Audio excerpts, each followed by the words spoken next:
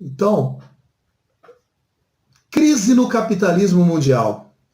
O capitalismo. O capitalismo, ele vive de crise. O capitalismo necessita da crise, né? Se não tiver crise, não é capitalismo.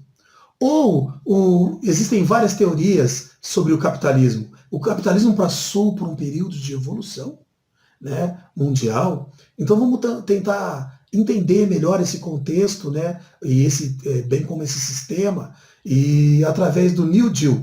Então, o que vem a ser o New Deal na nossa aula de história? O New Deal foi a solução apresentada pelo presidente dos Estados Unidos, Franklin Delano Roosevelt, para a crise, né, de 29. Então, vamos ver como é que funcionou essa campanha.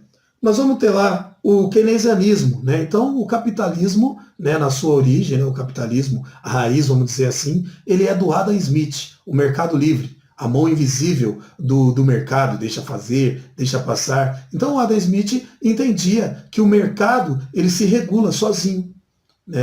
Então, só o governo tem que intervir pouco na economia. Tá? Lembrando que aqui a gente não está defendendo opiniões, está explicando conceitos históricos. Tá? Então o que acontece? O Adam Smith ele dizia o seguinte: mercado livre, que é o do site, né? O site copia a teoria do Adam Smith. O mercado tem uma mão invisível que conduz o mercado, então por isso o Estado deveria ser mínimo, intervir o mínimo possível na economia. Só que a crise de 29 veio mostrar que isso na história mundial não deu certo. Por quê? Porque os Estados Unidos estão em crise. E agora os Estados Unidos vão precisar de uma intervenção econômica por parte do governo. Então, o Franklin Delano Roosevelt, ele tira, né, essa solução, o New Deal, o projeto New Deal, das ideias de John Keynes. Né? Então, a teoria econômica de John Keynes, ela dizia o quê? Que o Estado ele pode intervir na economia. Só que ele não precisa deixar de ser liberal, ele não precisa deixar de ser capitalista. Então nós vamos entender como neoliberalismo, ou o surgimento do neoliberalismo, de John Keynes. Então, medidas adotadas pelo New Deal, que foi proposta de campanha do Roosevelt. Após a crise de 29, fortes investimentos no Estado, escola, hospitais, medidas sociais e redução da jornada de trabalho. O Roosevelt nos Estados Unidos é o presidente que vai estabelecer as leis trabalhistas. Tá? Então, quais são as leis trabalhistas? Quem conseguiria me dizer? São as mesmas que depois foram implantadas aqui no Brasil, né? Ou bem parecidas.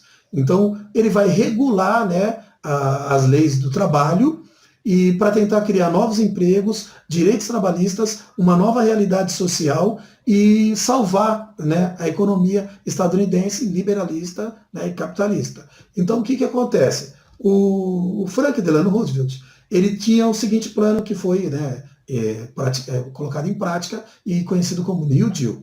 Investimento no Estado. Ele vai investir em obras públicas. E ao investir em obras públicas, ele vai gerar mais emprego.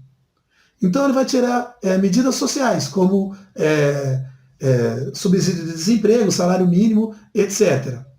Aumento de rendimento das famílias. Então, se na crise de 29 eu tinha um alto índice de desemprego, e esse alto índice de desemprego diminuiu o consumo e aumentou os estoques, ao gerar empregos com a intervenção do Estado na economia, eu diminuo a crise de superprodução. Por quê? Eu vou passar a vender esses estoques. Né, porque eu tenho gente empregada disposta a voltar a consumir. Então, compras de bens de consumo, aumento da produção industrial, mais emprego. Então, ele volta a fazer com que a economia circule. E o que vai se apresentar como solução definitiva por parte dos Estados Unidos, mas na Europa, né, principalmente a Europa do Hitler e do Mussolini, né, a solução encontrada foi outra.